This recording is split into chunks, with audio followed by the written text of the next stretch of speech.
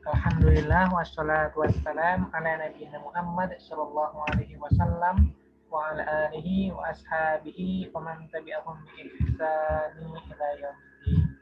Amma ba'd. Alhamdulillah senantiasa kita memanjatkan puji dan syukur kepada Allah Subhanahu wa taala, Rabb semesta alam, dan juga salawat serta salam semoga senantiasa terlimpah kepada Nabi kita Nabi Muhammad Sallallahu Alaihi Wasallam, para keluarganya, para sahabatnya, serta orang-orang yang senantiasa mengikuti jalan Islam hingga akhir zaman kelak. Alhamdulillah, insya Allah pada kesempatan hari ini kita melanjutkan kembali belajar bahasa Arab dengan nahwu sederhana. Ya, setelah sebelumnya kita mempelajari tanda-tanda dari i'rab, ya tanda-tanda dari i'rab. Sebagaimana di awal kita ingatkan pembahasan dari ilmu nahwu, ya pembahasan dari ilmu nahwu itu yang pertama adalah menetapkan hukum i'rabnya. Ya, apakah satu kata itu di dalam rangkaian kalimat hukumnya, ya hukum i'rab keadaan akhir katanya marfu, mansub, majrur, ataukah majzum. Kemudian setelah itu kita melihat tanda-tandanya atau menentukan tanda-tandanya.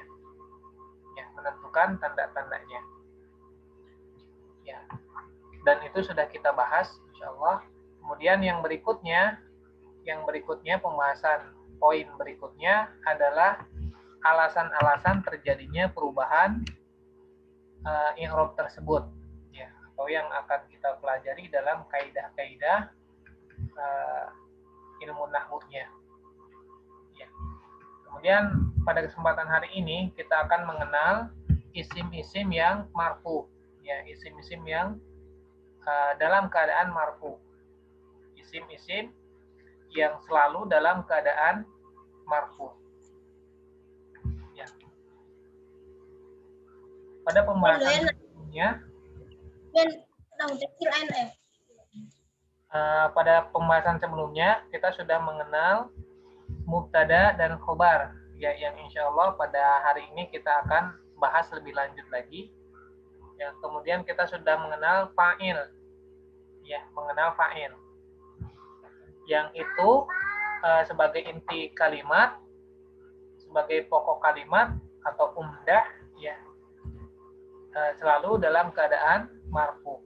Jadi kalau kita katakan ya isim marfu, ya isim yang dalam keadaan marfu itu mubtada, kemudian khobar dan fa'il. Ya, mubtada, khobar dan fa'il. Kemudian nanti ada mubtada ketika didahului dengan nanti ada istilahnya ya fi'il kana, ya maka akan mubtadanya berubah menjadi isim kana. Kemudian ketika didahului dengan inna, ya maka khobarnya tetap dalam keadaan marfu, yang nanti ada istilahnya khobar inna. Ya kemudian nanti ada istilahnya naibul fa'il, pengganti dari fa'il. Nah, yang perlu kita kuasai terlebih dahulu, ya benar-benar kita kuasai terlebih dahulu adalah apa yang termasuk dalam mubtada, khobar dan fa'il. Ya, jadi kita memantapkan kembali pembahasan mengenai mubtada, khobar dan fa'il. Ya, insya Allah pembahasan mubtada dan khobar ya pada kesempatan hari ini juga nanti hanya akan terfokus pada kita lihat pembagiannya ya. Jumlah, kalau kita ingat kembali, jumlah di dalam bahasa Arab itu hanya ada dua bentuknya, ya hanya ada dua bentuknya, yang diawali dengan isim atau disebut dengan jumlah ismiyah, ya yang itu terdiri dari mubtada dan khobar. Ya, bentuk yang kedua jumlah yang diawali dengan fi'il atau terdiri dari fi'il dan fa'il. ya, fi'il dan fa'il. Nah, pembahasan kita sekarang fokus pada jumlah ismiyah, ya, yaitu dengan mubtada dan khobar. Mubtada dan khobar. Mubtada itu adalah isim marfu yang ada pada awal kalimat. Ya, sedangkan khobar yaitu yang menjelaskan dari mubtadanya. Kemudian nanti khobar di sini bentuknya nanti akan dilihat ya berdasarkan jumlah kata penyusunnya. Ya, kalau khobarnya itu terdiri dari satu kata, ya, maka itu disebut mufrad. Ya. Kalau dua kata atau lebih, nanti kita bisa lihat apakah itu termasuk jumlah ismiyah atau jumlah fi'liyah. Ya, kalau misalnya bukan termasuk jumlah fi'liyah atau jumlah ismiyah, ya maka masuk syibhul jumlah, serupa dengan jumlah. Ya. Berarti itu bisa jadi dengan jar dan majrur atau dengan dzaraf, ya, yang nanti akan kita pelajari. Nah, yang akan kita pelajari sekarang adalah mubtada dengan khobar yang terdiri dari mufrad, ya, yang nanti ada istilahnya isim mufrad. Apa bedanya antara mufrad yang dimaksud di sini dengan isim mufrad? Kemudian musanna, ya. Sebetulnya ini sudah kita bahas pada pelajaran sebelumnya mengenai isim mufrad dan pembagian kata berdasarkan bilangan, ya. Pembagian kata berdasarkan bilangan ada isim mufrad, ada musanna dan jamak. Ya. Ada yang masih lupa pembagian kata benda berdasarkan bilangan. Ya, itu ada isim mufrad, musanna dan jamak. Ya, kita lihat kalau yang ada bukunya sambil dilihat di bukunya. Kemudian kalau misalnya ada catatan-catatan tambahan bisa langsung dicatat ya pada bukunya untuk menambah materi pembahasannya. Ya, ini di Ana tidak sebutkan definisi-definisinya di dalam buku Nahwu Sederhana, cukup poin-poinnya saja. Ya. Sebagaimana di sini, ya, sebagaimana telah dipelajari sebelumnya, mubtada adalah isim marfu di awal kalimat. Ya, jadi catatannya mubtada adalah isim marfu. Ya. Ya, apabila disebutkan di awal kalimat, ya ini merupakan titik penekanan dari kalimat itu sendiri. Jadi inti kalimat dalam pembahasan yang dimaksud di dalam kalimat itu ada pada mubtada. Kemudian khobar itu adalah penjelas dari mubtada. Kemudian catatan yang harus kita pahami dari istilah nahwu, khobar itu pada asalnya atau bentuk asalnya adalah isim marfu. Ya, jadi kalau misalnya tidak ada isim marfu ya setelah mubtada, maka khobarnya itu tersembunyi. Ya, khobarnya tersembunyi yang nanti akan kita pelajari pada pembahasan mubtada dengan khobar yang bentuknya syibhul jumlah. Ya. Nah, sekarang kita akan mempelajari dasarnya dulu. Kemudian kita ingatkan kembali ya, pada asalnya mubtada itu bentuknya isim ma'rifah, ya, atau bermakna khusus. Ya, bisa ditandai dengan alif lam.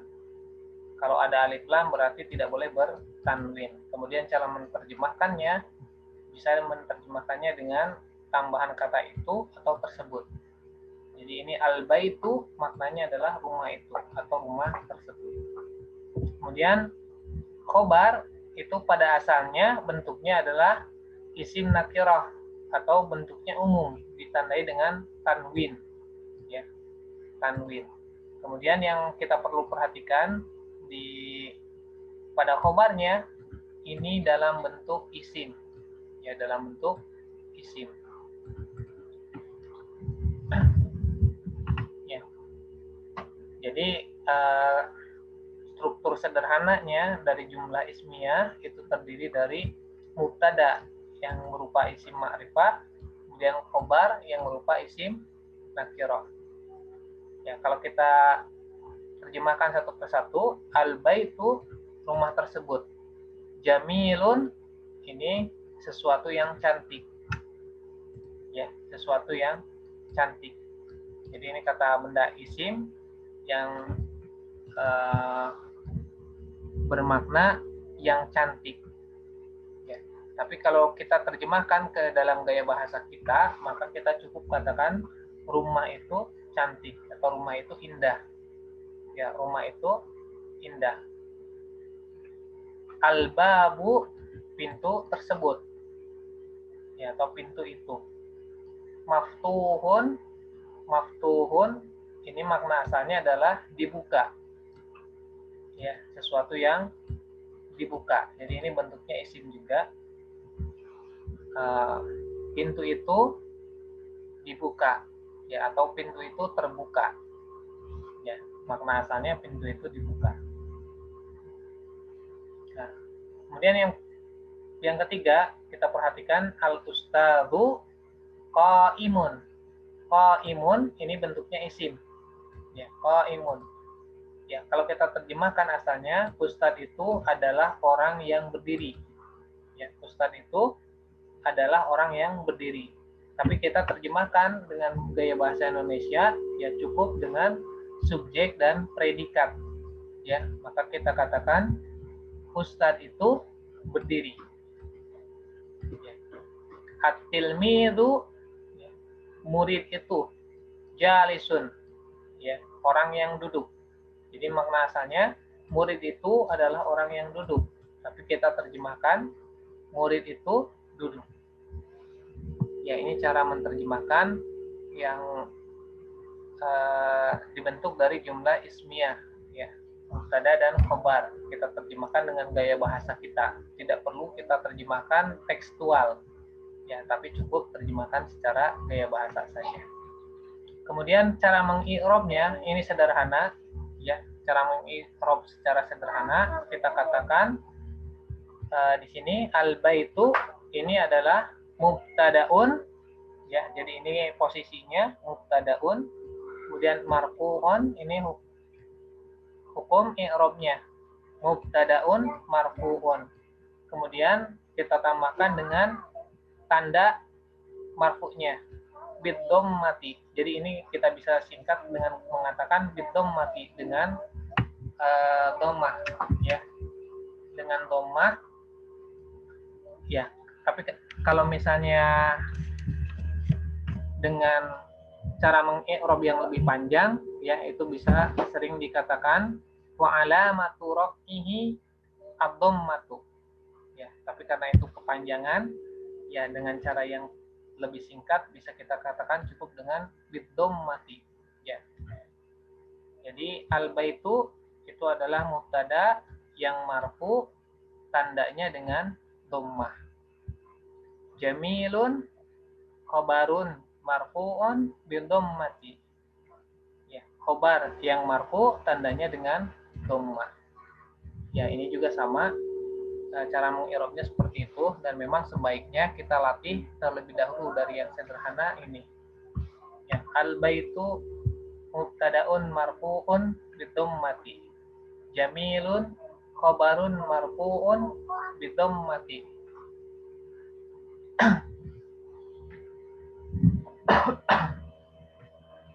Ya, begitu pula yang lain. Ya, kemudian mubtada dan khabar ini sesuai dengan jenisnya. Apabila mubtadanya mudzakkar, maka khabarnya mudzakkar, ya, seperti contoh sebelumnya yang ini. Kemudian apabila muannats, maka khabarnya muannats, ya. Salah satu tanda muannats adalah adanya ta marbutah. Ya, maka sifat, ya, yang menjadi khabar, ya, atau khabarnya ini juga dijadikan bentuk muannats, ya. Asalnya jamilun, ya, kemudian dirubah menjadi jamilatun. Kemudian cara mengi'rabnya sama. Al-madrasatu mubtadaun marfu'un bidhammati. Jamilatun, ya, mubtadaun marfu'un bidhammati. Ya, insyaallah bisa seperti itu. Silakan dicoba ya, nomor 2, nomor 3, nomor 4 masing-masing satu. Siapa yang mau duluan? Diterjemahkan dulu, kemudian di i'rab seperti tadi. Ya, Rodiah dulu.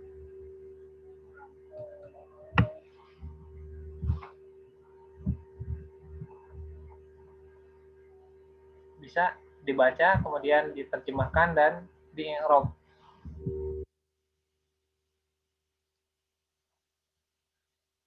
Ya, Kang Rio dulu. An-nafidatu maftuhatun. An-nafidatu maftuhatun. Jendela itu terbuka. Nafidatu, an-nafidatu mubtadaun marfuun bidomah. Maftuhatun khobar marfuun bidomah. Ya. Ya, insyaallah bisa seperti itu ya, kita dengan i'rab yang sederhana. Ya, Sri nomor 3. Al-ustadzatun qa'imatun. Al-ustadzatu, kalau ada alif lam tidak. Oh, nah. Ya. Al-ustadzatu qa'imatun. Al-ustadzatu mubtada bi dhamah. Ya, mubtadaun, kemudian Mubtadaun marfu'un. ya.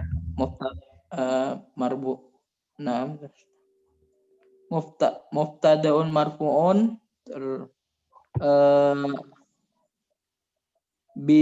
bidomah. Ya, cukup ya. Qa'imatun khobarun marfu'un bidomah. Ya.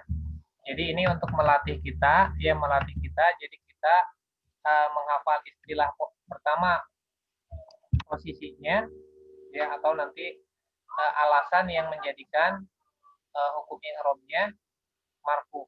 Ya, mubtadaun marfuun, kemudian kita sebutkan tandanya bidhammah. Ya. Ini memang terlihat sederhana tapi perlu latihan ya, sambil kita memahami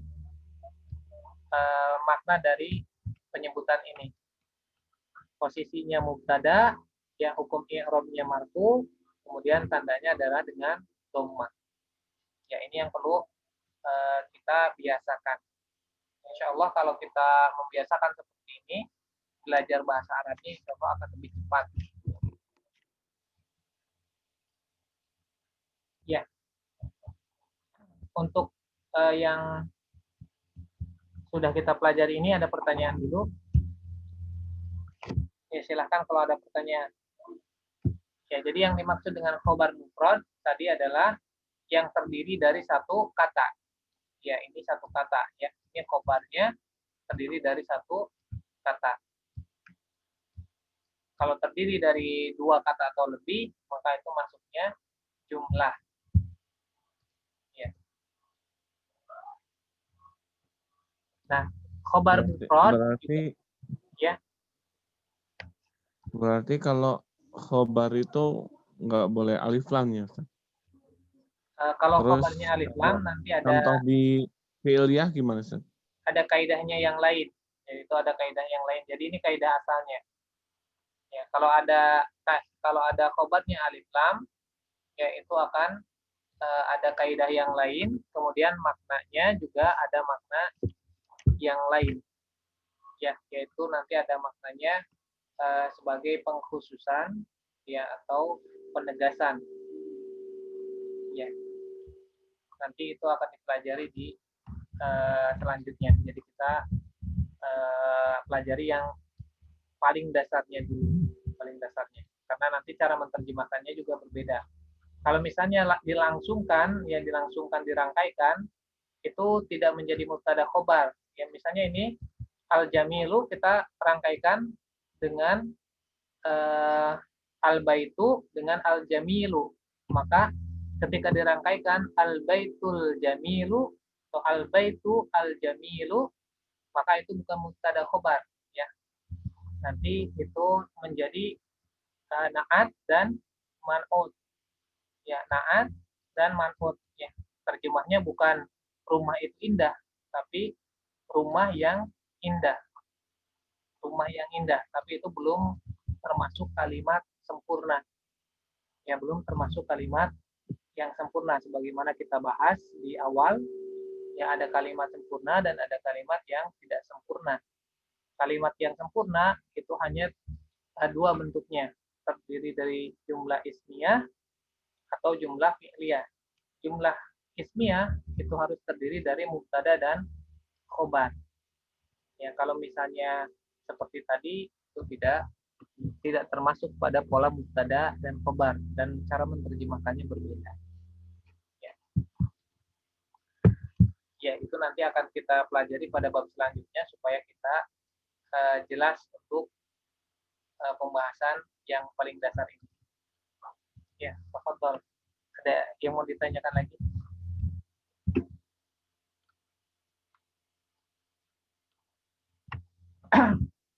Pernah belajar yang itu ya, na'at man'ut atau sifat mausuf. Ya, kalau di buku Pramula Agusna itu ada di level 3. Dan pola mubtada dan khobar juga ada di level 3. Cuma di sana hanya dikenalkan secara sederhana saja. Ya, kalau di sini insya Allah kita akan bahas tiap bagian-bagiannya. Ya, untuk latihan ini bisa nanti di rumah ya, dicari kosakatanya, kemudian ditulis dan bisa dikoreksikan di grup. Nah, sekarang kita akan mempelajari ya yang khobarnya dengan musanna, ya.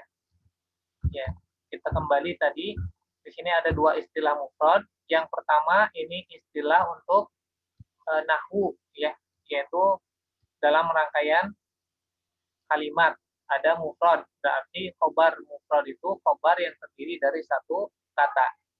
Ya, kemudian di sini ada isim mufrad. Ya, ini sebutnya istilah ilmu sorof, ya. Jadi kosakatanya itu mengandung makna bilangan tunggal. Ya, musanna itu mengandung makna bilangan 2. Ya, jamak itu mengandung makna bilangan lebih dari 2. Ya, misalnya di sini kita masih menggunakan kosakata yang sama. Asalnya al-baitu, ya, kemudian menjadi al-baitani. Ya, ini insya Allah sudah dipelajari sebelumnya ya. Kemudian khobarnya ini akan mengikuti dari mubtadanya. Kalau mubtadanya dengan musanna, maka khobarnya pun musanna. Al-baitani jamilani. Dua rumah itu indah. Ya, dua rumah itu indah. Al-madrasatani jamilatani. Ya, dua sekolah itu indah. At-tilmidhani, ya, dua orang murid itu hadirani, ya, hadir, ya, ada, hadir. Al-kitabani jadidani, ya, jadi ini meskipun mudzakkar tinggal ditambah dengan alif dan nun. Meskipun musanna, ya, taknya tetap ada, kemudian ditambah dengan alif dan nun.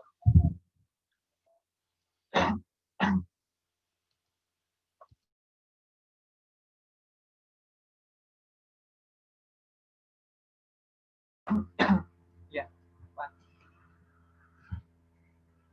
sampai sini ada yang ditanyakan? Insya Allah untuk mufrad dan musanna bisa ya, tinggal menambahkan dengan alif dan nun untuk musanna. Kemudian untuk tanda i'rabnya, ya, kita ingatkan kembali, ya, di i'rab, ya, i'rab al-baitani jamilani. Al-baitani ini mubtadaun marfu'un. Kemudian kita lihat tandanya bil alifi. Ya, tandanya adalah dengan alif. Ya. Jadi kita ingat kembali untuk musanna tanda marfu'nya itu dengan alif. Mubtadaun marfu'un bil alifi.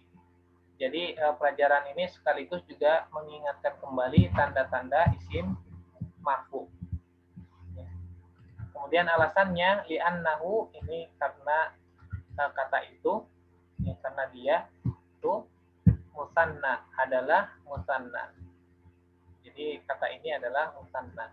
Jadi itu alasannya. Al-baitani mubtadaun marfu'un. Kemudian kita sebutkan tandanya bil alifi. Kemudian kita bisa sebutkan alasannya, ya. Li'annahu musanna, karena itu termasuk kata yang musanna. Ya. Jamilani khabarun marfu'un bil alifi. Tandanya dengan alif. Li'annahu musanna. Ya, ini sebenarnya mudah, tapi seperti tadi kita ingatkan kembali, ini perlu dilatih. Ya, perlu dilatih supaya kita benar-benar hafal dan paham tanda-tanda marfu yang sesuai dengan bentuk katanya. Ya, kita bisa coba. Silahkan dicoba dirubah, sebutkan dulu isim mufradnya, kemudian isim musannanya, atau langsung musanna, ya. Isim musannanya, kemudian terjemahkan dan i'rab. Ya, silahkan. Siapa dulu? Kang Rio. Sebutkan musannanya. Nomor 1 al-babani maftuhani. Ya. Dua pintu itu terbuka. Ya. Untuk itunya al-babani mubtadaun marfu Ya. bil alif li'annahu mutana. Maftuhani khabarun marfu bil alif li'annahu mutana. Ya. Nomor 2 Sri.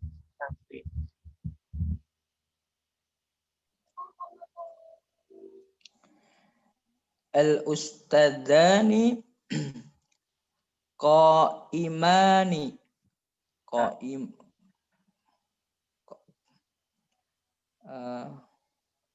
Terjemah dulu. Salah Ustadz ya?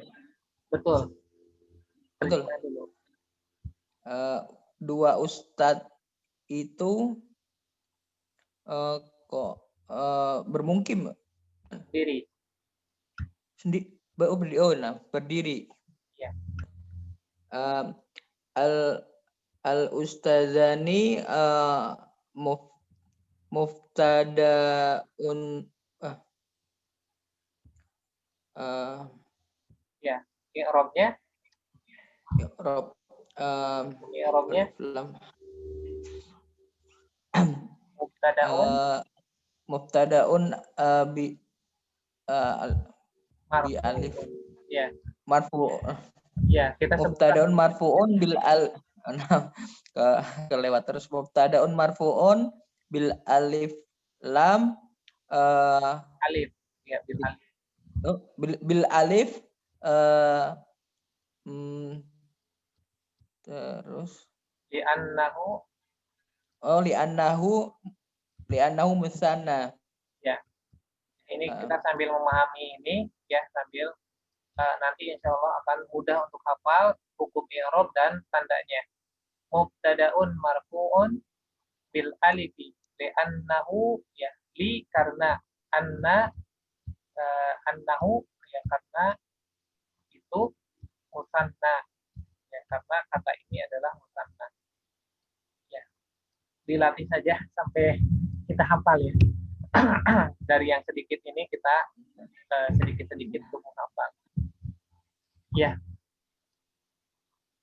Bergiliran lagi. Rodiah nomor 3. At-tilmizani jalisani. Ya. Kedua murid itu duduk. Ya. At-tilmidani mubtada'un marfu'un bil alifi li'annahu musanna. Ya. Jalisani khabarun marfu'un bil alifi li'annahu musanna. Ya. Kurang. Ya. Tadi balik lagi nomor 4 ke Ahriyo. An-nafidatani maftuhatani. Ya. I'rabnya an-nafidat artinya dua jendela itu terbuka. I'rabnya an-nafidatani khabarun marfu'un bil alifi li'annahu mutana. Ini apa? An-nafidatani. An-nafidatani. Ya, apa posisi? Jendela. An-nafidatani mubtada'un. Ya. Mubtada'un marfu'un bil alifi li'annahu musana. Ya. Maftuhatani khabarun marfu'un bil alifi li'annahu musana.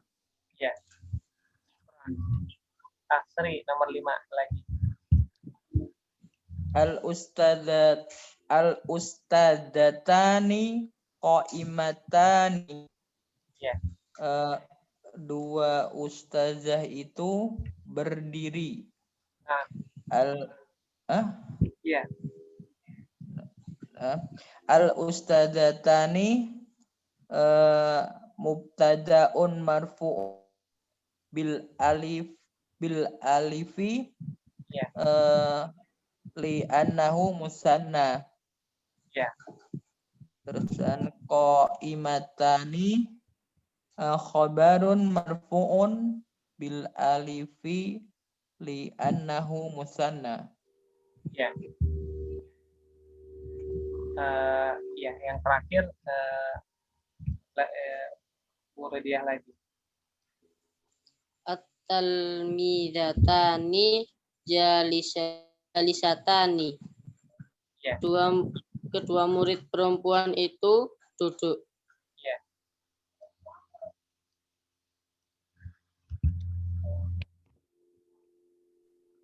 Gimana i'rabnya? Tani li'annahu anna. Ya.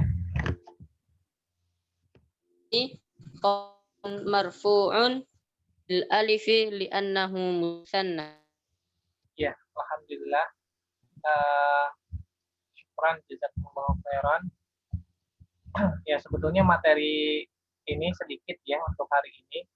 Tapi tadi diingatkan kembali ya, kita memang mempelajarinya sedikit demi sedikit ya, meskipun terlihat seperti sederhana ya, tapi berdasarkan pengalaman ya, untuk kita menyebutkan seperti ini mubtada'un marfu'un bi dhammah ini perlu dilatih ya.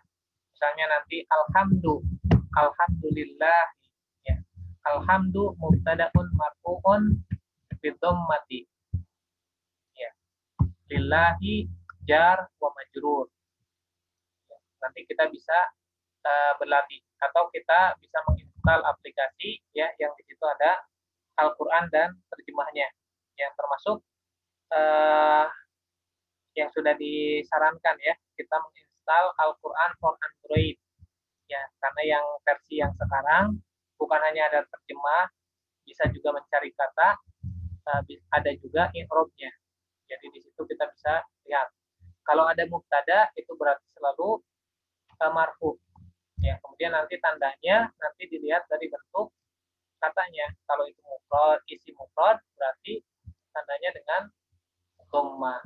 Ya, kalau itu musanna berarti tandanya dengan alif. Kalau itu jamak mudzakkar salim tandanya dengan wawu. Ya, sebagaimana yang sudah kita pelajari pada materi sebelumnya. Tapi akan kembali insya Allah kita akan pelajari bagaimana ketika nanti khobarnya dengan jamak. Ya, sengaja memang kita pisahkan tidak hari ini untuk mempelajari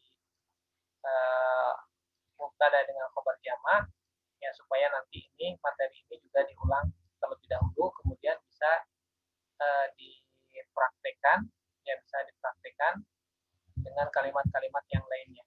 Atau kalau misalnya sudah punya Nahwul Wadih, ya buku Nahwul Wadih, di buku Nahwul Wadih yang bab keempat itu bab ke ya dimulai dari bab keempat ya sampai bab keenam itu ada materi-materi ya isi jumlah ismiyah yang bisa juga dilatih di sana.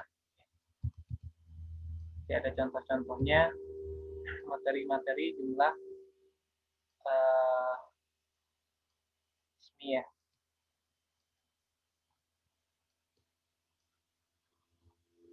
Ya bisa dilatih kembali ya karena kita memang membutuhkan latihan-latihan.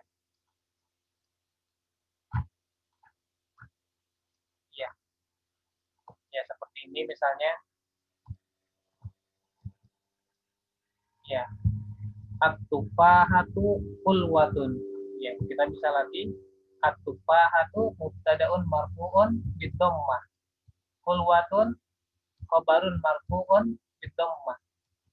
Ya meskipun semuanya sama tapi kita tetap usahakan untuk dilatih ulang-ulang supaya kita terbiasa. Ya. Kemudian ketika membaca Al-Quran kita pun mengingat ya hukum i'rab yang sudah kita pelajari dan tanda-tanda i'rab yang sudah kita pelajari. Ya, karena sebagaimana kita ingatkan bahwa kita belajar bahasa Arab, belajar keterampilan, kita itu tidak cukup dengan kita menghafal teorinya, tapi butuh banyak latihan. Ya. Jadi Anda tidak percaya kalau ada belajar bahasa Arab dengan konsep yang instan, karena sangat butuh dengan latihan-latihan dan itu tidak mungkin untuk instan. Ya.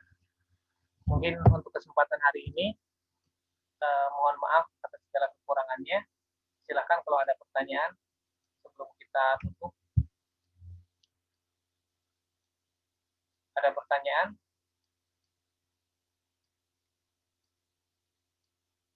Ya.